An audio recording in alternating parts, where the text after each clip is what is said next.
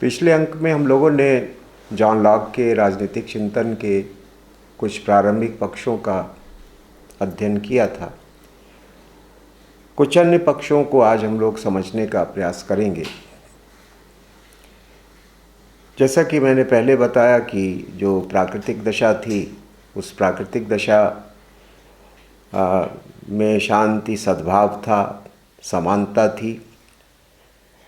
संपत्ति के उदय के कारण जब से मनी एक्सचेंज का सिस्टम आया, मुद्रा विनिमय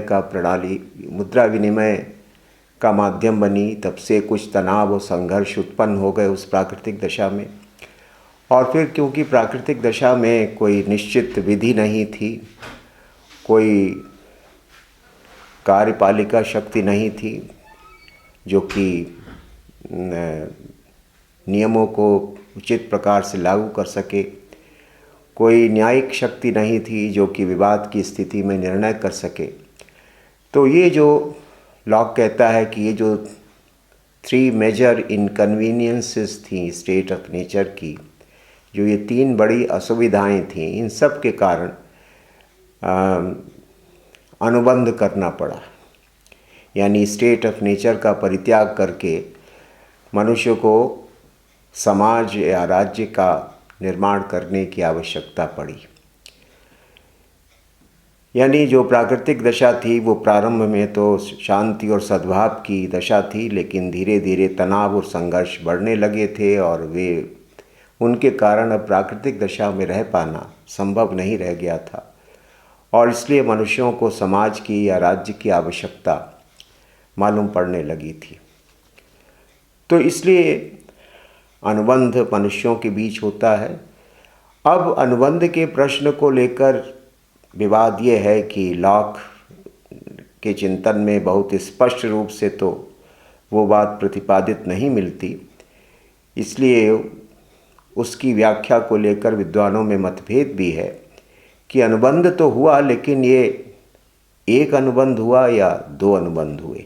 ये एक प्रश्न बराबर चर्चा का विषय बना रहा है कि कॉन्ट्रैक्ट जो हुआ वो सिंगल था या डबल कॉन्ट्रैक्ट था।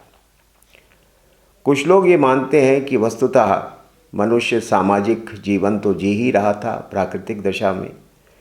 ऐसा नहीं कि उस प्राकृतिक दशा का जीवन उस प्रकार का था जैसा कि हाब्स ने चित्रित किया है। तो मनुष्य समाज में रह रहा था, परस्पर अधिकार कर्तव्य का भाव भी था, शांति और सद्भाव की स्थिति भी थी। तो इसलिए समाज तो पहले से विद्यमान था। इस समाज को व्यवस्थित स्वरूप प्रदान करने के लिए सरकार की आवश्यकता थी। तो ऐसी स्थिति में तो हम ये कहेंगे कि समाज तो विद्यमान है, लेकिन समाज को अनुशासित करने के लिए, व्यवस्थित करने के लिए जो सरकार की संस्था अपेक्षित है वो नहीं थी, और अनुबंध के परिणाम स्वरूप सरकार की संस्था का निर्माण हुआ। गवर्नमेंट जो थी वो अस्तित्व में आई। कुछ लोग तो इसको इस प्रकार से इसकी व्याख्या करते हैं। कुछ ये मानते हैं कि अनुबंध के परिणाम स्वरूप पहले एक पॉलिटिकल सोसाइटी का गठन हुआ, एक राजनीतिक समाज का यानी एक राज्य का निर्माण हुआ, और उसके बाद फिर एक सरकार का निर्माण हुआ। यानी जो प्राकृतिक दशा में जो अनुबंध हुए वो 2 अनुबंध थे, और अगर वो प्रकट रूप से 2 नहीं थे तो कम से कम अप्रकट रूप से वो 2 अनुबंध थे। यानी जो डबल कॉन्ट्रैक्ट है वो एक्सप्लिसिट तो नहीं है लेकिन इम्प्लिसिट है। जो 2 ट्रीटाइजेज ऑन सिविल गवर्नमेंट नाम की उसकी रचना है, उसको अगर हम ध्यान से पढ़ें तो ये 2 अनुबंध उसमें निहित हैं। स्पष्ट रूप से तो उनका प्रतिपादन हुआ ऐसा नहीं कहा जा सकता, लेकिन जो भी उसका उल्लेख है, वर्णन है, उसको अगर हम ध्यान से देखें तो उसमें 2 that implies 2 contracts, one for political society and other for the government. तो ऐसा तो इसलिए अनुबंध के स्वरूप को लेकर कुछ मतभेद है विद्वानों की व्याख्या में। लेकिन अब जो भी है, एक राज्य का निर्माण हुआ यानी एक सरकार का निर्माण हुआ, तो ये जो अनुबंध हुआ उसकी विशेषताएं क्या हैं, क्या मेन कैरेक्टरिस्टिक्स हैं इस अनुबंध से जो सामने आती हैं। जैसा कि हम लोगों ने हॉब्स के कॉन्टेक्स्ट में देखा कि उसका जो अनुबंध हुआ, सोशल कॉन्ट्रैक्ट हुआ, उस सोशल कॉन्ट्रैक्ट की उसने कुछ विशेषताएं बताई हैं। इसी प्रकार से अगर हम लॉक को पढ़ें तो लॉक ने भी अनुबंध की, सामाजिक अनुबंध की कुछ विशेषताएं बताई। तो उन विशेषताओं को हमें समझना है। पहली विशेषता तो वो ये कहता है कि ये जो अनुबंध हुआ वो सबका सबके साथ अनुबंध हुआ, contract of all with all. पहली विशेषता तो ये। हॉब्स के संदर्भ में हमने ये देखा कि सब लोगों ने अपने अधिकारों का समर्पण एक तीसरे पक्ष के सामने कर दिया, यानी सबका सबके साथ अनुबंध नहीं था, बल्कि सबका एक तीसरे पक्ष के साथ, एक थर्ड पार्टी के साथ अनुबंध था, जो कि राजा था या सरकार थी। लेकिन हॉब्स कहता है कि नहीं, सब लोगों ने मिलकर एक अनुबंध किया, यूनानिमसली, यानी सर्वसहमति से, और उसके बाद उन्होंने एक सरकार का, एक गवर्नमेंट को इस्टेब्लिश किया, जो कि उन 3 असुविधाओं को दूर करने का काम करेगी जो कि प्राकृतिक दशा में थी और जिनके कारण प्राकृतिक दशा धीरे धीरे असहनीय बनती जा रही थी। तो इसलिए सबका सबके साथ अनुबंध हुआ, सर्वसम्मति से अनुबंध हुआ, और उसके परिणाम स्वरूप सरकार की उत्पत्ति हुई, गवर्नमेंट की उत्पत्ति हुई। लेकिन इस सरकार का संचालन, जो सर्वसहमति से सरकार का गठन हुआ, उसका संचालन लॉक कहता है बहुमत के सिद्धांत पर किया जाएगा, मेजॉरिटी प्रिंसिपल के बेसिस पर गवर्नमेंट का संचालन होगा। क्योंकि लॉक भली प्रकार से जानता है, और हम लोग भी इसको समझ सकते हैं, कि किसी भी समाज में कोई भी सरकार हो, ख़ास तौर से एक डेमोक्रेटिक सोसाइटी में, वहाँ पर कभी शासन का संचालन सर्वसहमति के सिद्धांत पर नहीं हो सकता। यूनानिमिटी के आधार पर सरकार का संचालन नहीं हो सकता, क्योंकि समाज में विभिन्न प्रकार के मनुष्य होते हैं, सबकी अपनी अपनी मत और मान्यताएं होती हैं, मतभेद होते हैं। इसलिए शासन संचालन के प्रश्न में यूनानिमिटी असंभव है, सर्वमान्यता असंभव है। लॉक भी इसी बात को दोहराता है। इसलिए शासन संचालन का जब प्रश्न आता है तो बहुमत से शासन संचालन होता है। यहीं से वो सिद्धांत प्रारंभ होता है जो कि आगे चल के लोकतंत्र का आधार बना। हम लोग जानते हैं कि आजकल की जो हमारी डेमोक्रेसीज़ हैं वो मेजॉरिटेरियन डेमोक्रेसीज़ हैं, यानी वो बहुमत के आधार पर काम करती हैं। विलियम कैंडल ने इस विषय पर एक पूरी पुस्तक की भी रचना की है, जिसमें कि उन्होंने लॉक और जो मेजॉरिटेरियन डेमोक्रेसी का प्रिंसिपल है इसकी उन्होंने बड़ी श्रेष्ठ व्याख्या की। तो लॉक कहता है कि शासन का संचालन बहुमत के सिद्धांत के आधार पर होगा। अब बहुमत का मतलब क्या है?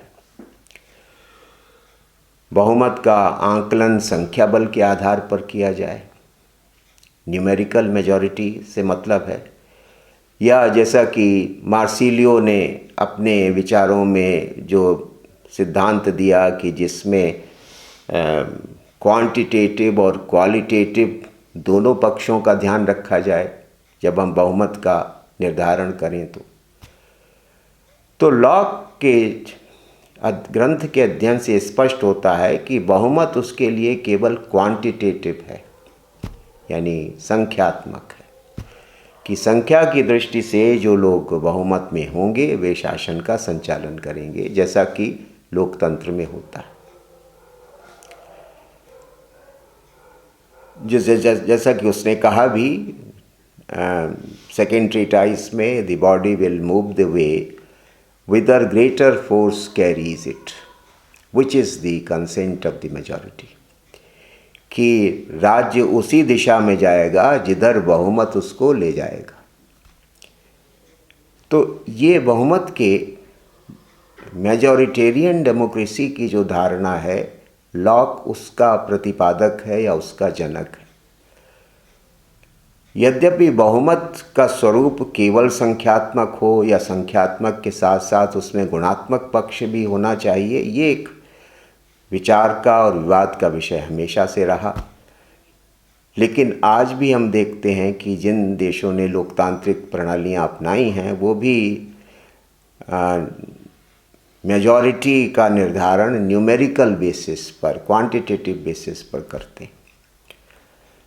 अब यहाँ पर विलियम ब्लूम, जो कि एक बड़े समीक्षक हुए, उन्होंने लॉक की व्याख्या करते हुए एक महत्वपूर्ण बात कही। उन्होंने कहा कि ये जो मेजॉरिटी प्रिंसिपल है लॉक का, ये न्यूटन के भौतिक शास्त्रीय सिद्धांतों के प्रभाव में निर्मित हुआ प्रतीत होता है। न्यूटन ने, जो कि एक प्रमुख भौतिक शास्त्री था, जॉन लॉक से उसका परिचय भी था, वो भी लगभग उसी समय का था जिस समय जॉन लॉक का जीवन काल था। तो न्यूटन ने एक फिजिकल मास की विशेषताएं बताते हुए ये कहा था, यानी कोई पदार्थ है, कोई बड़ा शिलाखंड है, वो उधर ही झुका रहेगा जिधर वेट ज़्यादा होगा, कि एक फिजिकल मास का जो झुकाव है वो उधर होगा जिधर वेट ज़्यादा होगा, जिधर भार ज़्यादा होगा। तो ब्लूम कहते हैं कि लॉक के लिए भी जो पॉलिटिकल मास है वो फिजिकल मास का ही एक एस्पेक्ट है, यानी राज्य भी उसी दिशा में चलेगा जिधर बहुमत का झुकाव होगा। तो एक प्रकार से जो न्यूटन के भौतिक शास्त्रीय सिद्धांत हैं उनका प्रभाव हमें लॉक पर दिखाई पड़ता है कि जिस प्रकार से एक फिजिकल मास का झुकाव उस दिशा में होगा जिधर उसका वजन ज़्यादा होगा, उसी तरह से एक सरकार, एक राज्य की दिशा उधर ही होगी जिधर बहुमत उसको ले जाना चाहिए। तो विलियम ब्लूम जैसे जो समीक्षक हैं वो ये मानते हैं कि ये जो उसका पॉलिटिकल मास है, ये फिजिकल मास का ही एक एस्पेक्ट है, उसी का एक स्वरूप है, उसी का एक प्रकार है। तो एक तो विशेषता उसके अनुबंध सिद्धांत की ये है कि अनुबंध तो सभी का सभी के साथ हुआ, लेकिन शासन का संचालन बहुमत की इच्छा के अनुसार होगा, क्योंकि सर्व सहमति संभव नहीं है जहाँ तक शासन संचालन का संबंध है।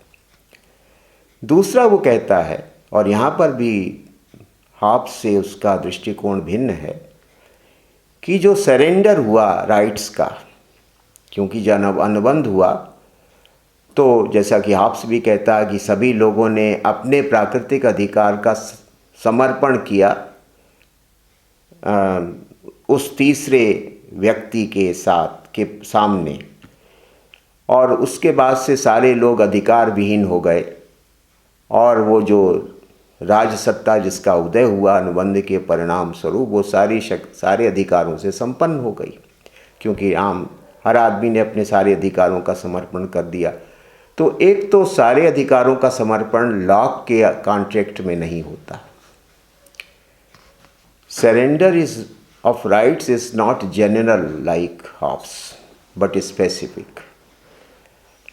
लॉक कहता है कि अनुबंध जब हुआ तो अधिकारों का समर्पण तो हुआ शासन के सामने, राजसत्ता के सामने, शासन सत्ता के सामने, लेकिन ये समर्पण स्पेसिफिक था, जनरल नहीं था। यानी सारे अधिकारों का समर्पण नहीं हुआ सरकार के सामने, जैसा कि हॉब्स के केस में है, बल्कि जो तीन मुख्य असुविधाएं थीं कि हर व्यक्ति प्राकृतिक दशा में अपना नियम निर्माता स्वयं था, एक उसका अधिकार ये था।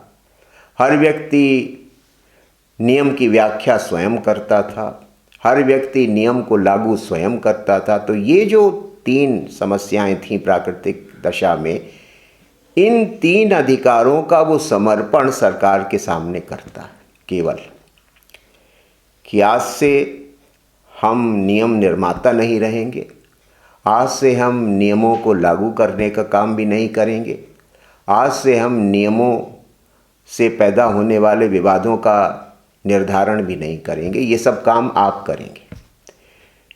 तो ये 3 स्पेसिफिक बातें हैं जो कि गवर्नमेंट को दी जाती हैं, सरकार को करने को दी जाती हैं। आपकी तरह से नहीं कि नहीं सब आप करेंगे, आज से हम लोग तो अब अधिकार विहीन हो गए और आप सारे अधिकार जो हैं वो सब आपके पास चले गए, ऐसा नहीं। तो इसलिए ये है कि यानी, और ये एक यहीं पर एक फ़र्क आ जाता है कि इसलिए हॉब्स में अनुबंध के परिणाम स्वरूप एक सर्वसत्तावादी राज्य की रचना होती है, एक एब्सोल्यूट स्टेट इमर्ज करता है, और लॉक में अनुबंध के परिणाम स्वरूप एक सीमित राज्य का उदय होता है, एक लिमिटेड स्टेट का उदय होता है। क्यों? क्योंकि जो 3 चीज़ें हैं हम केवल उनको डेलीगेट करते हैं गवर्नमेंट को, बाकी सारे अधिकार, सारी स्वतंत्रताएं मेरे पास रहती हैं। केवल 3 चीज़ें जिनको लेकर समस्याएं थी वो हम करने का अधिकार आपको देते हैं। तो इसलिए ये एक दूसरी महत्वपूर्ण विशेषता है लॉक के अनुबंध सिद्धांत की, कि जो भी सरेंडर ऑफ राइट्स है, अधिकारों का जो समर्पण है, वो सामान्य नहीं है बल्कि विशिष्ट है। It is not general but specific, because only certain specific rights have been surrendered to the government, not all rights of the people. ये एक पक्ष हमें ध्यान में रखना चाहिए। तीसरा, और यहाँ पर भी हॉब्स से उसकी बिल्कुल भिन्नता दिखाई पड़ती है, कि जब अनुबंध हुआ तो हॉब्स तो कहता है कि अनुबंध के बाद फिर प्राकृतिक विधि समाप्त हो गई और प्राकृतिक विधि का स्थान राजकीय विधि ने ले लिया, यानी जो नेचुरल लॉ है उसको स्टेट लॉ ने रिप्लेस कर दिया। जब तक प्राकृतिक दशा थी तब तक प्राकृतिक विधि थी, लॉ ऑफ नेचर था। अब जब सरकार बन गई, राज्य अस्तित्व में आ गया, तो अब जो राज्य कानून बनाएगा वही विधि मान्य होगी। लेकिन हॉब्स लॉक के केस में ऐसा नहीं होता। लॉक कहता है कि अनुबंध के उपरांत भी प्राकृतिक विधि समाप्त नहीं हो जाती, क्योंकि प्राकृतिक विधि तो शाश्वत है, सनातन है, वो अभी भी विद्यमान है। राज्य जो भी कानून बनाएगा वो उसके अंतर्गत होने चाहिए, उसके अनुसार होने चाहिए। यानी प्राकृतिक विधि, जो कि नेचुरल लॉ का पुराना सिद्धांत है कि प्राकृतिक विधि जो है वो एक गाइडिंग प्रिंसिपल है, वो एक मार्गदर्शक सिद्धांत है जिसके आधार पर राज्यों को, सरकारों को अपने कानून बनाने चाहिए। ऐसा नहीं है कि जब राज्य बन गया, राज्य कानून बनाने लगा तो फिर अब प्राकृतिक नियमों की कोई आवश्यकता नहीं रही, ऐसा नहीं। इसलिए वो कहता है कि the obligations of the law of nature cease not in civil society, कि जो लॉ ऑफ नेचर के सिद्धांत हैं, उसकी जो ऑब्लिगेशंस हैं, वो सिविल सोसाइटी यानी राज्य बन जाने के बाद भी विद्यमान रहते हैं, समाप्त नहीं हो जाते। क्यों? क्योंकि नेचुरल लॉ तो एक इटर्नल रूल है, एक शाश्वत नियम है, वो तो कभी समाप्त होता ही नहीं। और केवल जनता का मार्गदर्शक नहीं होता प्राकृतिक नियम, बल्कि प्राकृतिक विधि जो होती है वो शासकों की भी मार्गदर्शक होती है, जो कि मध्ययुगीन विचार है कि जो शासक को कौन से कानून बनाने चाहिए, कौन से नहीं बनाने चाहिए, इसका मार्गदर्शन लॉ ऑफ नेचर करता है। ये मेडिवल आइडिया है जिसको हम लोग पढ़ चुके हैं क्विनास वगैरह के कॉन्टेक्स्ट में। तो लॉक भी यही मानता है कि जो लॉ ऑफ नेचर है वो सामान्य मनुष्यों का भी मार्गदर्शक होता है और सरकारों का भी मार्गदर्शक होता है। Natural law is the eternal rule to all man, legislators as well as others, कि चाहे लेजिस्लेटर्स हो यानी चाहे विधि निर्माता हो, चाहे वो आम आदमी हो, सबको प्राकृतिक नियम की आवश्यकता है, सबको प्राकृतिक नियम के मार्गदर्शन की आवश्यकता है। इसलिए वो हॉब्स की तरह ये नहीं मानता कि अनुबंध हो जाने के बाद जब राज्य अस्तित्व में आ जाता है तो प्राकृतिक विधि समाप्त हो जाती है, वो ऐसा नहीं मानता। अगली जो विशेषता है वो ये है कि अगर हम उसके अनुबंध के सिद्धांत के पूर्ण स्वरूप पर विचार करें तो इसका आशय ये हुआ कि सरकार वही श्रेष्ठ है जो कि जनता की सहमति पर आधारित हो, जिसको आइडिया ऑफ कंसेंट कहते हैं। तो हॉब्स में आइडिया ऑफ कंसेंट उस तरह से नहीं है। सरकार एक बार बन गई तो फिर वो सरकार सर्वशक्तिमान हो गई, वो जो चाहेंगी करेगी। लेकिन लॉक कहता है कि गवर्नमेंट ना केवल कंसेंट से बनती है बल्कि कंसेंट से चलती भी है। सहमति पर ना केवल वो आधारित होती है बल्कि सहमति से वो संचालित होती है। तो एक तो वो कंसेंट को यानी सहमति को एक अनिवार्य तत्व मानता है शासन का, और ये एक लोकतांत्रिक या संवैधानिक राज्य का विचार है कि जहाँ पर जो सरकार होती है वो जनता की सहमति से बनती है और जनता की सहमति से चलती है। तो एक पक्ष तो ये है। अब ये कंसेंट कभी कभी एक्सप्रेस होती है यानी प्रकट होती है, कभी कभी टैसिट होती है यानी अप्रकट होती है। प्रकट ये है कि कई चीज़ें हम सरकार से कहते हैं कि आप ये करिए, तो ये जो एक्सप्रेस कंसेंट है सरकार उनको करती है, तो हम कहेंगे भाई हम इसलिए कर रहे हैं क्योंकि जनता ने इन चीज़ों को करने की सहमति नहीं दी है। बहुत सारी चीज़ें हम इसलिए सहमति पर आधारित मान लेते हैं क्योंकि हम सरकार के उन निर्णयों को स्वीकार करते रहते हैं। तो ये माना जाता है कि एक्सप्रेस कंसेंट तो नहीं है लेकिन जनता की टैसिट कंसेंट, अप्रकट सहमति तो है ही। तो इसलिए कंसेंट ये दोनों प्रकार की हो सकती है, एक्सप्रेस भी और टैसिट भी। लेकिन मुख्य बात यह है कि सरकार सहमति पर आधारित होनी चाहिए। एक कॉन्स्टिट्यूशनल गवर्नमेंट का, एक लिमिटेड स्टेट का ये अनिवार्य तत्व है। और इसी से जुड़ी हुई तीसरी बात है कि लॉक सरकार को एक ट्रस्ट मानता है, एक विश्वास मानता है। अब ये उस समय जो प्राइवेट बिजनेस था या वैसे भी हम जानते हैं कि व्यापार वाणिज्य विश्वास पर आधारित होता है। लोगों ने अगर कोई कंपनी बनाई है, कोई बिजनेस एंटरप्राइज है, कोई कमर्शियल एंटरप्राइज है, उसमें 4 लोग हैं जिन्होंने उसको इस्टेब्लिश किया है, उसके 4 ओनर्स हैं, तो एक दूसरे में उनको विश्वास करना पड़ेगा। उनके नीचे के जो लोग हैं जो उस एंटरप्राइज को एडमिनिस्टर करते हैं, उनको ऊपर के लोगों पर विश्वास करना पड़ेगा। और विश्वास इसलिए करना पड़ेगा कि ये जो बिजनेस एंटरप्राइज है या कमर्शियल एंटरप्राइज है, ये सबके कल्याण के लिए बनी हुई चीज़ है। तो इस आइडिया को लॉक गवर्नमेंट के क्षेत्र में भी, पब्लिक लॉ के क्षेत्र में भी लाता है कि सरकार भी एक ट्रस्ट होती है, यानी सरकार एक न्यास है, वो हमारी मालिक नहीं है। The government is not our owner, our master. The government is our servant, the government is our trustee, जिनको हमने जिम्मेदारी सौंपी है, जिनके ऊपर विश्वास करके। और सरकार को उस विश्वास को हमेशा निभाना है, कभी विश्वासघात नहीं करना है, कभी उस ट्रस्ट के खिलाफ नहीं जाना है। और जब तक ऐसा रहता है तब तक राज्य की शासन व्यवस्था ठीक से चलती रहती है। तो गवर्नमेंट का स्वरूप वो एक ट्रस्टी का स्वरूप मानता है, एक न्यास का स्वरूप मानता है। ऐसा नहीं है कि एक बार हमने गवर्नमेंट को पावर दे दी उसके बाद वो जो चाहे करे। गवर्नमेंट को पावर मिलने के बाद भी बार बार उस ट्रस्ट को रिन्यू करना पड़ता है, उसको बार बार डिमॉन्स्ट्रेट करना पड़ता है कि हमें आपका विश्वास प्राप्त है, हम ऐसे काम कर रहे हैं कि आपका विश्वास हमारे अंदर अभी बना हुआ है। तो ये गवर्नमेंट एज ए ट्रस्टी, ये एक नोवेल आइडिया था उस समय के दौर में, एक नई बात आई थी जो कि एक प्राइवेट बिजनेस के क्षेत्र से विचार आया था। और लॉक ने इसका प्रतिपादन किया, और जैसा कि उसने लिखा कि government is a fiduciary power to act for certain ends.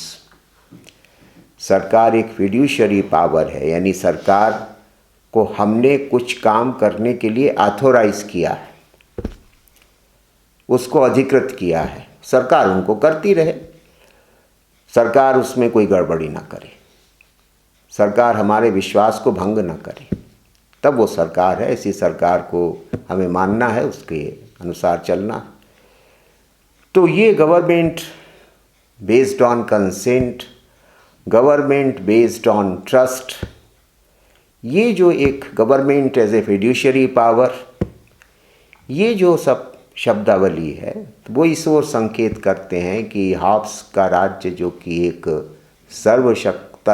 सत्तावादी राज्य है, उसके ठीक विपरीत लॉक ने अनुबंध के सिद्धांत से एक सीमित संवैधानिक राज्य की धारणा का प्रतिपादन किया, जो कि लॉजिकल भी है, क्योंकि कॉन्ट्रैक्ट से इसी प्रकार के राज्य की उत्पत्ति होती है, लॉजिकली, तार्किक रूप से। या हम कह सकते हैं कि लॉक ने अनुबंध के सिद्धांत से ज़्यादा सही निष्कर्ष निकाले हैं बनस्पत के हॉब्स के।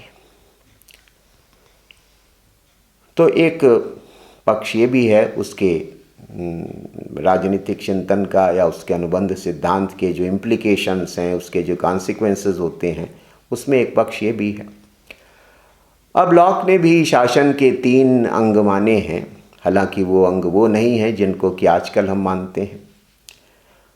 उसने ये माना है कि जो सरकार है वो भली प्रकार से कार्य तभी कर सकती है जबकि उसमें डिवीज़न ऑफ पावर्स हो, डिवीज़न ऑफ फंक्शंस हो। इसको तो वो भी मानता है, डिवीज़न ऑफ पावर्स के सिद्धांत को लॉक मानता है। और इस आधार पर वो कहता है कि जो सरकार की शक्ति है उसको 3 भागों में विभाजित कर सकते हैं, यानी सरकार के 3 अंग होते हैं। एक तो लेजिस्लेचर, यानी एक विधायिका शक्ति, जिसके लिए एक असेंबली होती है, संसद होती है, विधानमंडल होता है। दूसरी एग्जीक्यूटिव पावर, लेजिस्लेचर का काम कानून बनाना होता है, एग्जीक्यूटिव का काम उन कानूनों को क्रियान्वित करना होता है, उनके आधार पर देश के शासन का संचालन करना होता है। और तीसरा, और इसी एग्जीक्यूटिव पावर में उसने जुडिशियल पावर को भी शामिल कर लिया है।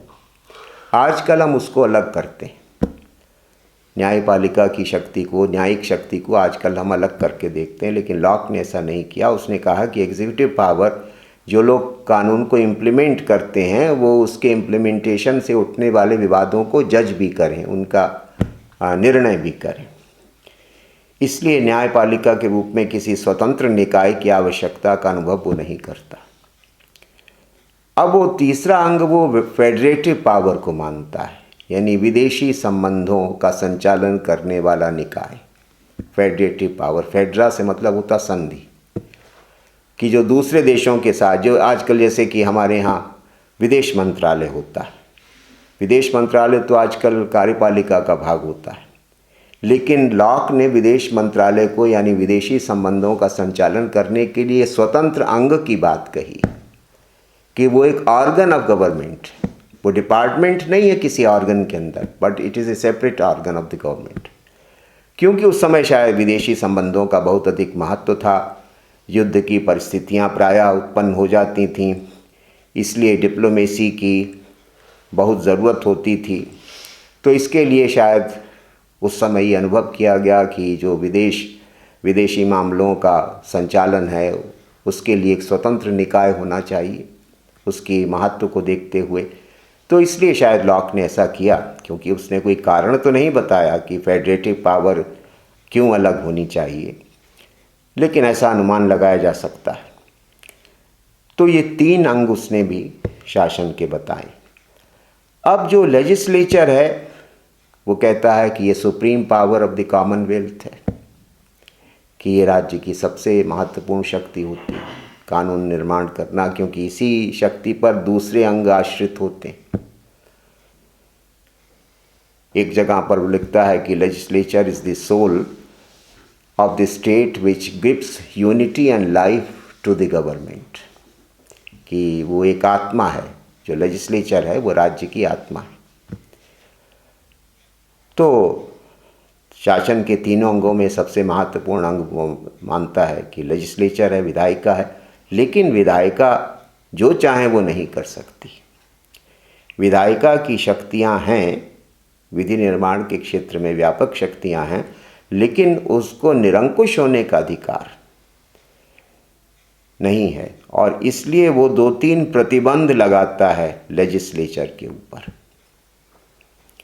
पहला प्रतिबंध तो ये है कि जो विधायिका है वो लोगों के जीवन और संपत्ति के अधिकार में कोई अवरोध उत्पन्न नहीं कर सकती, वहाँ मनमाने तरीके से काम नहीं कर सकती। हम लोग देख चुके हैं कि जो लाइफ, लिबर्टी और प्रॉपर्टी के जो नेचुरल राइट्स हैं वो बड़े पवित्र अधिकार हैं, वो हमें प्रकृति से मिले हैं और वो कोई राज्य की देन नहीं है, किसी सरकार की देन नहीं है। तो किसी राज्य को, किसी सरकार को इन प्राकृतिक अधिकारों में अनावश्यक अवरोध पैदा करने का अधिकार नहीं है। इसलिए the government can not be absolutely arbitrary with regard to our rights of life and property। एक तो प्रतिबंध ये। दूसरा प्रतिबंध है कि जो भी कानून लेजिस्लेचर बनाए वे लॉ ऑफ नेचर का उल्लंघन ना करते हों। यानी जो लेजिस्लेचर की लेजिस्लेटिव कॉम्पिटेंस है वो लॉ ऑफ नेचर से सीमित है, निर्धारित है। क्योंकि जैसा अभी हम लोग देख चुके हैं कि जो लॉ ऑफ नेचर है वो तो शाश्वत विधि है, वो लेजिस्लेटर्स का भी मार्गदर्शन करने वाली विधि है, विधि निर्माताओं की भी वो मार्गदर्शक है। तो इसलिए लॉ ऑफ नेचर के विरुद्ध नियम बनाने का, कानून बनाने का अधिकार लेजिस्लेचर को नहीं है। और तीसरी बात वो कहता है कि लोगों को अपनी संपत्ति से बहुत प्रेम होता है, जो कि स्वाभाविक है, और सरकार अपना काम चलाने के लिए टैक्सेशन का सहारा लेती है, करारोपण का सहारा लेती है। करारोपण से लोगों के संपत्ति के अधिकार में बाधा पहुंचती है, क्योंकि जितनी हमने संपत्ति अर्जित की उसके ऊपर सरकार ने टैक्स लगा दिया करारोपण करके। तो ये ज़रूर है कि सरकार को अपना कामकाज चलाने के लिए करों के माध्यम से अपनी आमदनी बढ़ाने का अधिकार तो है, लेकिन ये कोई भी टैक्स प्रॉपर्टी पर विशेष रूप से बिना लोगों की सहमति के नहीं लगाया जा सकता, ऐसा लॉक का मानना था। उस समय प्रॉपर्टी राइट्स 17वीं शताब्दी में, 18वीं शताब्दी में उनकी बड़ी सैंक्टिटी थी। जो इमर्जिंग कैपिटलिज्म था, उस कैपिटलिस्ट सोसाइटी में प्रॉपर्टी धीरे धीरे बड़ा महत्वपूर्ण पक्ष बनती चली जा रही थी। तो इसलिए लॉ कहता है कि नो टैक्सेशन विदाउट कंसेंट, कि बिना लोगों की सहमति के कोई करारोपण नहीं हो सकता, क्योंकि संपत्ति का जो अधिकार है वो बहुत ही पवित्र अधिकार है।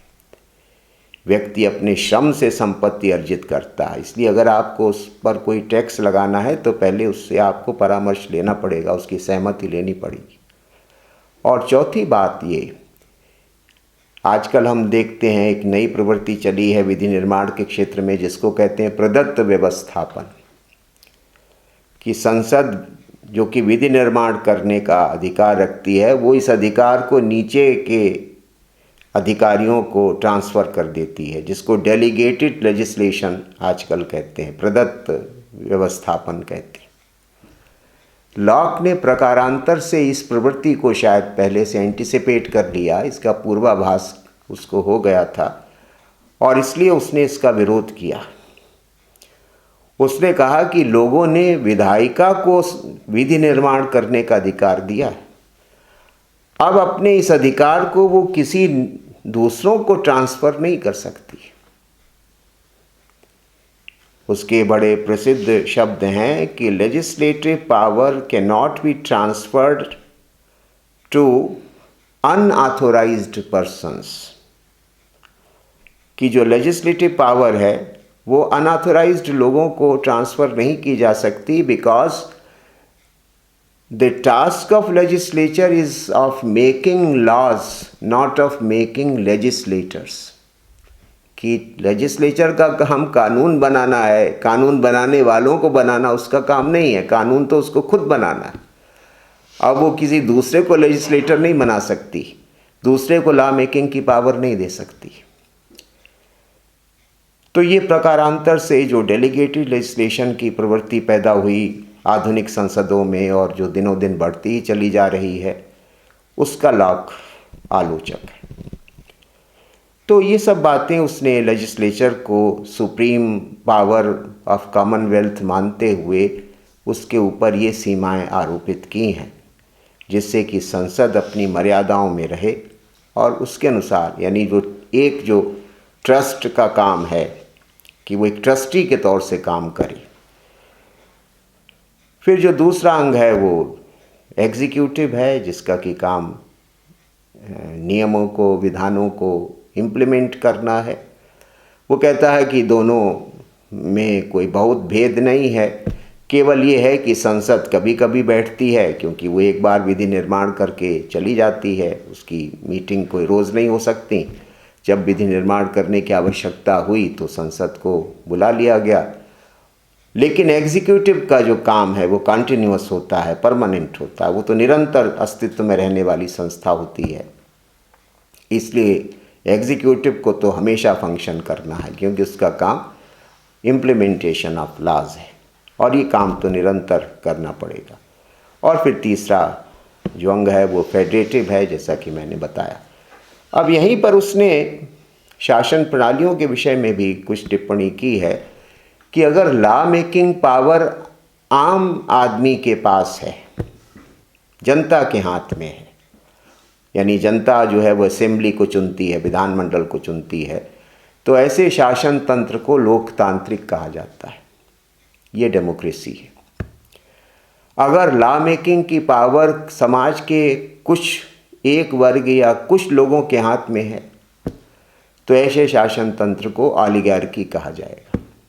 जहाँ थोड़े से लोगों के हाथ में लॉ मेकिंग की पावर है या किसी वर्ग विशेष के हाथ में लॉ मेकिंग की पावर है, तो फिर यहीं पर सरकार फिर डेमोक्रेटिक नहीं बल्कि ऑलिगार्किक हो गई। और अगर लॉ मेकिंग की पावर किसी देश में राजा के हाथ में है, राजा ही सारे नियम कानून बनाता है या एक व्यक्ति ही सारे नियम कानून बनाता है, तो फिर ऐसे शासन तंत्र को मोनार्की कहेंगे। तो उसका कहना यह है कि शासन प्रणाली का स्वरूप कि वो डेमोक्रेटिक है कि ऑलिगार्किक है कि मोनार्किक है, ये इस बात से तय कर होता है कि लॉ मेकिंग पावर कहाँ वेस्ट करती है, कहाँ पर विद्यमान है। इस आधार पर उसने शासन प्रणालियों के स्वरूप पर भी विचार किया है। अब जो उसका एक अन्य महत्वपूर्ण पक्ष है वो उसका संप्रभुता का विचार है। एक ये विवाद हमेशा से रहा है कि लॉक के राज्य में संप्रभुता कहाँ पर निहित है, कौन संप्रभु है, who is sovereign in Lockean state, यार where does the sovereignty vest in Lockean state. क्योंकि हॉब्समैन ने तो सीधे सीधे कह दिया कि जो लेवाइथन है, जो राजा है, वो सॉवरेन है। वहाँ तो कोई कन्फ्यूज़न नहीं, बहुत ही क्लियर कट तरीके से उसने एक बहुत ही clear cut theory of sovereignty दे दी या बहुत ही लॉजिकल थियरी ऑफ सॉवरेनिटी दे दी। लेकिन लॉक जो है वो संप्रभुता के प्रश्न को इतने सीधे सपाट तरीके से नहीं देखता। जैसे कि वॉन लेडन या कार्ल पॉपर जैसे विद्वानों ने इसकी बड़ी अच्छी समीक्षा की है कि लॉक के राज्य में संप्रभु किसको माना जाए। तो वो कहते हैं कि लॉक के राज्य में मल्टीपल सॉवरेनिटी है, या एक अन्य शब्द का प्रयोग वॉन लेडन करते हैं कि उसके राज्य में जो संप्रभुता है वो फ्लोटिंग है, चलायमान है। वो संप्रभुता का एक फ्लोटिंग कॉन्सेप्शन प्रतिपादित करता है। हॉब्स के राज्य में तो संप्रभुता एक बार तय हो गई कि जो राजा है वो संप्रभु होगा, अब उसमें कहीं कोई दुविधा नहीं। लेकिन लॉक कहता है कि वो लॉक सॉवरेनिटी को 3-4 जगह लोकेट करता है, 3-4 जगह उसको वेस्टेड मानता है परिस्थिति के अनुसार। जैसे वो पहली बात तो ये कहता है कि, और जैसा कि अभी हम लोगों ने एक शब्दावली का प्रयोग देखा कि वो कहता है कि सामान्यतः तो जो संप्रभुता है वो किसी राज्य में व्यवस्थापिका सभा में निहित होती है। अभी हम लोगों ने देखा कि वो व्यवस्थापिका सभा के लिए कहता है supreme power of the Commonwealth, यानी वो संप्रभुता की वो जो व्यवस्थापिका है उसके पास सर्वोच्च शक्ति है। तो सामान्यतः जो व्यवस्थापिका है वो संप्रभु होती है, लेकिन अब अगर जनता सरकार से या संसद से नाराज़ है और सरकार या संसद के खिलाफ वो आंदोलन कर रही है या उसने विद्रोह कर दिया है, रिबेलियन कर दिया है, जो कि एक संवैधानिक शासन में होता ही है, जनता का अधिकार है और उसने इस अधिकार के ऊपर विचार भी किया है। ऐसी स्थिति में क्या आप विधानमंडल को, विधायिका को संप्रभु मानेंगे? तो वो कहता कि नहीं, ऐसी स्थिति में फिर विधायिका संप्रभु नहीं रहती, संप्रभुता जनता के हाथ में चली जाती है। यानी जो लेजिस्लेचर के पास सामान्य परिस्थिति में जो संप्रभुता थी वो विद्रोह की स्थिति में संप्रभुता फ्लोट करके जनता के हाथ में चली जाती है। लेकिन अब फिर वो एक प्रश्न, लॉजिकल प्रॉब्लम उठाता है कि भाई जनता तो बड़ा अस्पष्ट शब्द है, एम्बिगुअस टर्म है। जनता में किसको कौन प्रयोग करेगा संप्रभु शक्ति का? क्योंकि संप्रभु शक्ति का प्रयोग करने वाले निश्चित लोग होने चाहिए, और जनता एक बड़ा स्पष्ट शब्द है, एक वेग एम्बिगुअस टर्म है। तो वो कहता है कि संप्रभुता बहुमत के पास होती है, मेजॉरिटी के पास होती है। इस तरह से वो अलग अलग परिस्थिति में संप्रभुता का केंद्र अलग अलग स्थानों पर देखता है। इसी को कहते हैं कि उसका जो सॉवरेनिटी का सिद्धांत है वो मल्टीपल है, वो सिंगुलर नहीं है। सॉवरेनिटी जो है वो सिंगुलर नहीं है, प्लूरल है। वो जो है वो उसका जो कैरेक्टर है वो बहुआयामी है, या उसका जो कैरेक्टर है वो फ्लोटिंग है। और वो कहता है कि ये विद्वानों का कहना है कि लॉक ने ऐसा करके अच्छा ही किया है, क्योंकि एक प्रश्न उठाया कि भाई इससे तो उसका जो चिंतन है वो बड़ा कंफ्यूजिंग हो गया, बड़ा भ्रमित करने वाला हो गया कि सॉवरेनिटी का कोई निश्चित केंद्र नहीं रहा, और इसलिए लॉक का सिद्धांत काफ़ी लॉजिकल, वो हॉब्स का सिद्धांत काफ़ी लॉजिकल लगता है कि उसने एक बार तय कर दिया कि भाई सॉवरेनिटी जो है मोनार्क के पास है, बात ख़त्म हुई, हमेशा वहीं रहेगी। तो वॉन लीडन कहते हैं कि yes, Hobbesian theory of sovereignty is logical, but it is logical at a price, because it involves absolutism. कि हॉब्स का सिद्धांत लॉजिकल तो है, लेकिन इस लॉजिकल होने की कीमत चुकानी पड़ती है, और वो कीमत क्या है कि राज्य निरंकुश हो जाता है, सर्वसत्तावादी हो जाता है। It is logical at a price because it involves absolutism.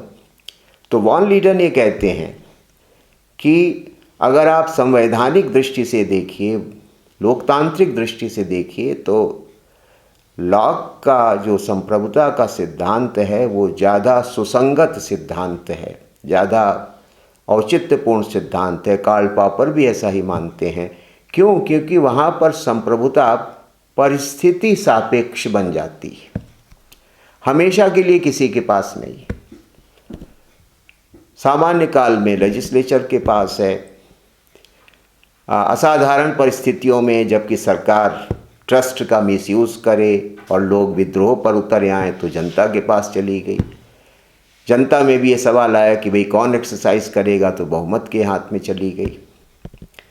तो इसलिए जो उसका जो कॉन्सेप्ट है सॉवरेनिटी का, वो लॉजिकल तो ना हो, लेकिन वो एक कॉन्स्टिट्यूशनल गवर्नमेंट के विचार को, एक लिमिटेड स्टेट के विचार को स्थापित करता है, और इसलिए उसका जो सॉवरेनिटी का सिद्धांत है वो ज़्यादा उचित सिद्धांत है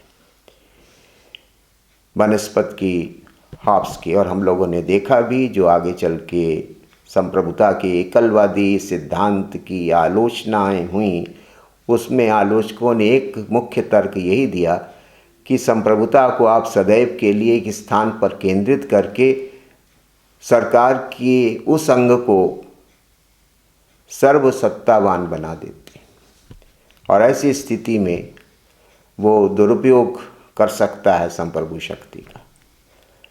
तो इसलिए कहा गया कि नहीं, सॉवरेनिटी सिंगुलर नहीं बल्कि प्लूरल होनी चाहिए। आगे चल के जो बहुलवादी विचारक हुए राजनीतिक चिंतन के इतिहास में, उन्होंने भी कहा कि भाई ये जो सिंगुलर कॉन्सेप्ट है सॉवरेनिटी का, ये बड़ा खतरनाक सिद्धांत है। सॉवरेनिटी जो है वह प्लूरल होनी चाहिए। हालांकि उन्होंने प्लूरल का एक दूसरा अर्थ लिया कि उसका समाज के विभिन्न समुदायों में वितरण होना चाहिए, सबकी अपनी अपनी योगदान के अनुसार। लेकिन लॉक कहता है कि परिस्थिति के अनुसार संप्रभुता का जो लोकस है, उसका जो निवास है, वो बदल जाता है और बदल जाना चाहिए।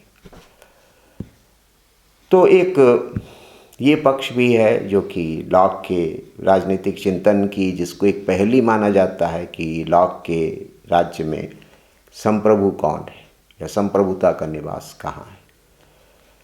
तो वो कोई क्लियर कट उसका केंद्र तो नहीं मानता, लेकिन वो ये मानता है कि हाँ, राज्य में संप्रभुता होती है और वो संप्रभुता परिस्थिति सापेक्ष रहती है और उसके अनुसार उसके केंद्र में परिवर्तन होता रहता है। और फिर एक अन्य महत्वपूर्ण विचार उसका राज्य के विरोध करने का अधिकार है, राइट ऑफ रेजिस्टेंस है, जिसके कारण उसको क्रांति का दार्शनिक माना जाता है, फिलॉसफर ऑफ रेवोल्यूशन मानते हैं। ये लॉक का एक बहुत ही महत्वपूर्ण विचार है और संवैधानिक शासन का एक आधारभूत सिद्धांत है। और इसी आधार पर थॉमस एक्विनास ने सिविल गवर्नमेंट और सर्वाइल गवर्नमेंट का अंतर भी किया है। सिविल गवर्नमेंट माने जनता का शासन, जहाँ पर जनता जो है वो शासन शक्ति का स्रोत है, केंद्र है, उसको सिविल गवर्नमेंट कहेंगे। और वो कहता है कि दूसरे प्रकार का शासन होता है कि जनता जो है वो सर्वाइल है, यानी गुलामों की तरह रहती है, और जो शासक है वो शक्ति का स्रोत होता है। तो ये जो एक डिस्टिंक्शन एक्विनास ने किया कि गवर्नमेंट सिविल है कि सर्वाइल है, इसकी कसौटी क्या है? इसकी कसौटी ये है कि किन परिस्थितियों में जनता को राज्य का विरोध करने का अधिकार प्राप्त है। अगर प्राप्त है तो ठीक है, वो गवर्नमेंट सिविल गवर्नमेंट है। अगर अधिकार ही प्राप्त नहीं है या इस तरह से प्राप्त है जैसा कि हॉब्स ने दिया है कि वो एक हाथ से अधिकार देता है लेकिन दूसरे हाथ से विरोध का अधिकार वापस ले लेता है, तो ये जो पक्ष लॉक के चिंतन का है, ये उसको एक महत्वपूर्ण संवैधानिक शासन का एक महत्वपूर्ण प्रतिपादक, लिमिटेड स्टेट का, कॉन्स्टिट्यूशनल स्टेट का एक महत्वपूर्ण प्रतिपादक बना देता है।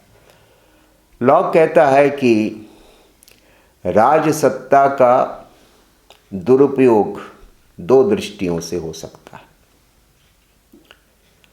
यानी दो स्थितियों में सरकार शासन करने का वैध अधिकार खो देती है, क्योंकि जनता से अधिकार मिलता है। अब या तो कुछ लोग ऐसे शासक बन गए हों जिन्होंने कि ज़बरदस्ती, जोर ज़बरदस्ती करके शासन शक्ति को अपने कब्ज़े में कर लिया, जिसके लिए एक शब्द का वो इस्तेमाल करता है, यूजरपेशन ऑफ पॉलिटिकल पावर, कि राजनीतिक शक्ति को हड़प लिया। जनता ने नहीं दिया बल्कि आपने हड़प लिया, किसी ने हड़प लिया। जैसे कभी कभी जो कोई सेना का अधिकारी होता है वो सरकार को हटा के और खुद अपने को शासक घोषित कर देता है, तो ये यूजरपेशन ऑफ पॉलिटिकल पावर है। यानी यहाँ पर जो हमारे शासक हैं उनको शासन करने का अधिकार जनता से प्राप्त नहीं हुआ है बल्कि उन्होंने उसको हड़प लिया। तो ऐसा शासन इलेजिटिमेट है, अवैध है, उनको शासन करने का अधिकार वस्तुतः नहीं है। एक तो इस स्थिति में लोगों को शासक का या शासन का विरोध करने का अधिकार प्राप्त है, एक परिस्थिति तो ये। यूजरपेशन की स्थिति में राइट ऑफ रेजिस्टेंस आ जाता है। अगर किसी व्यक्ति या वर्ग ने शासन शक्ति को हड़प लिया है और जनता को विधि सम्मत तरीके से जनता से प्राप्त नहीं किया है, तो लोगों को सरकार का विरोध करने का अधिकार प्राप्त है। और दूसरी स्थिति है कि शासन शक्ति तो आपने विधि सम्मत तरीके से प्राप्त की है, लेकिन शासन करते समय आप विधि के अनुसार शासन नहीं करते, बल्कि मनमाने तरीके से आप शासन करते हैं, है ना। कि जो गवर्नमेंट पावर है उसको आप अकॉर्डिंग टू लॉ या अकॉर्डिंग टू रूल्स नहीं एक्सरसाइज करते हैं, बल्कि आर्बिट्रेरी एक्सरसाइज ऑफ पावर। जो मन आता वो आप आदेश दे देते हैं, जो मन आता आप कानून बना देते हैं। तो एक दूसरी स्थिति है कि जिसको वो कहता है कि exercise of political power beyond the authorisation of law, कि जितना लॉ ने ऑथोराइज किया है, जैसे कि संसद को किन विषयों पर कानून बनाना है, ये हमारे संविधान ने तय किया है कि भारत की संसद इन विषयों पर कानून बना सकती है। जब तक वो उन विषयों पर कानून बनाती है तब तक संसद की शक्ति वैध है और संसद के कानून को हमें मानना है। लेकिन संसद किसी ऐसी शक्ति, ऐसे विषय पर कानून बना देती है जो कि उसकी शक्ति नहीं है, तो ये है कि exercise of power beyond the authorisation of law, कि जितना लॉ आपको ऑथोराइज करता है आप उसके बाहर जाकर शक्ति का प्रयोग कर रहे हैं, यानी आप शक्ति का आर्बिट्रेरी यूज कर रहे हैं। दूसरी स्थिति है। तो इन दो परिस्थिति में राज्य का विरोध करने का अधिकार जनता को प्राप्त है। पहली बात तो ये है कि इन दो परिस्थितियों में लोग राज्य का या सरकार का विरोध कर सकते हैं। अब सरकार से लोगों को अनेक प्रकार की शिकायतें होती हैं, अनेक प्रकार का संतोष होता है, तो क्या हर छोटी मोटी बात पर आप सरकार का विरोध करने के लिए निकल आएंगे, क्रांति करने के लिए निकल आएंगे? एक सवाल ये पैदा होता है कि जो राइट ऑफ रेवोल्यूशन है, क्या हर छोटी मोटी शिकायत पर, हर छोटी मोटी असुविधा पर क्रांति की जा सकती है? जनता को क्या ऐसा करना चाहिए? क्योंकि इसमें तो खतरा ये है कि इसका मिसयूज हो सकता है राइट ऑफ रेवोल्यूशन का। देश में आए दिन अराजकता पैदा हो जाएगी। तो इसलिए इस राइट ऑफ रेवोल्यूशन का मिसयूज होने की भी बहुत गुंजाइश है। लॉक इसको भी समझता था, तो इसलिए उसने कहा कि नहीं, हर छोटी मोटी बात पर क्रांति करने का अधिकार नहीं जनता को, है ना।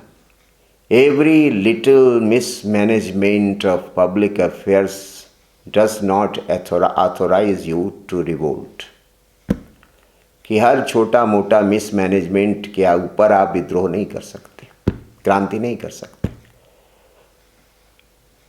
तो फिर कब कर सकते हैं? ए लॉन्ग ट्रेन ऑफ एब्यूजेस, लंबे समय से सरकार अपनी शक्तियों का दुरुपयोग कर रही है। A long train of abuses, prevarications, लोगों की मर्जी के खिलाफ काम कर रही है। आर्टिफाइसेस, कुछ ऐसा लगे कि सरकार षड्यंत्रकारी बन गई है जनता के खिलाफ। तो a long train of abuses, prevarications, artifices, all tending the same वे।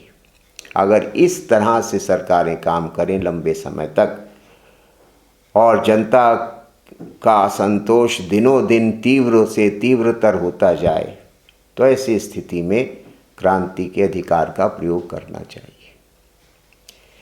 यानी क्रांति का अधिकार तो है, लेकिन क्रांति के अधिकार की परिस्थितियां क्या होंगी इसका निर्णय भी जनता को सोच समझ के करना चाहिए। कि जब कोई सरकार अत्यधिक अत्याचारी हो जाए, अत्यधिक निरंकुश हो जाए, विधि और कानून की मर्यादाओं के खिलाफ बार बार काम करे, और जब कोई चारा आपके पास न बचे सरकार को रास्ते पर लाने का, तो ऐसी स्थिति में सिवाय क्रांति के कोई रास्ता नहीं बचता। यानी जो रेवोल्यूशन है वो अल्टीमेट वेपन है, वो अंतिम हथियार है, वो प्रथम हथियार नहीं है कि जब चाहे क्रांति के लिए आप तैयार हो। जिसको एडमंड बर्क ने आगे चल के कहा बहुत अच्छे तरीके से कि revolution is not a daily food but a medicine, कि जो क्रांति है वो कोई रोज़मर्रा का खाना नहीं है बल्कि एक औषधि है, कि जब बीमारी ज़्यादा बढ़ जाती है तब आपको औषधि लेनी पड़ती है। तो इस प्रकार से जहाँ लॉक ने क्रांति का अधिकार दिया है, वहाँ क्रांति के अधिकार को मर्यादित भी किया है। जो एक बात शुरू में हम लोगों ने देखी थी लॉक के संदर्भ में, जो रेमंड आरन ने जो बात कही कि उसके राजनीतिक चिंतन का एक महत्वपूर्ण पक्ष मॉडरेशन है, संतुलन है, तो वो संतुलन हमें यहाँ भी दिखाई पड़ता है कि क्रांति का अधिकार है, लेकिन क्रांति के अधिकार का प्रयोग कब किया जाए इसका विवेक भी जनता में होना चाहिए, है ना। Uncertain humour of the people, वो कहता है कि लोग, मतलब ये नहीं कि अब कुछ नहीं काम है तो चलो क्रांति करते हैं। तो ये रेवोल्यूशन जो है, revolution ought not to happen on the uncertain humour of the people. वो कहता है कि लोगों की सनक से क्रांति नहीं होनी चाहिए, बल्कि जैसे किसी घातक हथियार का बहुत सोच समझ के प्रयोग होना चाहिए, उसी तरह से क्रांति का अधिकार, क्योंकि क्रांति के बड़े दूरगामी परिणाम होते हैं समाज के ऊपर, उसका विभिन्न रूपों में प्रभाव होता है, तो इसलिए क्रांति के अधिकार का प्रयोग बहुत ही सावधानी से करना चाहिए। लॉक के इस क्रांति सिद्धांत का प्रभाव अमेरिकन रेवोल्यूशन पर भी गहरा पड़ा और फ्रांस की क्रांति पर भी पड़ा, ऐसा समीक्षकों का मानना है कि उसने जितने व्यवस्थित रूप में अपने क्रांति के सिद्धांत का प्रतिपादन किया, उसका आगे के राजनीतिक चिंतन पर बहुत गहरा प्रभाव पड़ा। तो इस प्रकार से लॉक ने अपनी राजनीतिक मान्यताओं का, या जो स्टेट है, जो गवर्नमेंट है, उसकी जिस प्रकार का उसने प्रतिपादन किया, तो उसकी क्या विशेषताएं हैं, उसके क्या मुख्य पक्ष हैं, ये सब हमें लॉक के चिंतन में इस प्रकार से प्रतिपादित होते हुए प्राप्त होते हैं। अब एक अंतिम पक्ष जो एक उस समय का महत्वपूर्ण प्रश्न था, टॉलरेंस का, सहिष्णुता का, और जिसके ऊपर उसके 3 प्रसिद्ध पत्र हैं। तो वो टॉलरेंस का प्रश्न क्यों उठ रहा था उस समय, और लॉक का टॉलरेंस को लेकर यानी सहिष्णुता को लेकर क्या विचार था, और फिर उसके राजनीतिक चिंतन की जो समालोचना का पक्ष है, उसकी जो समीक्षा का पक्ष है, इन चीज़ों को हम लोग अब अगले व्याख्यान में देखेंगे।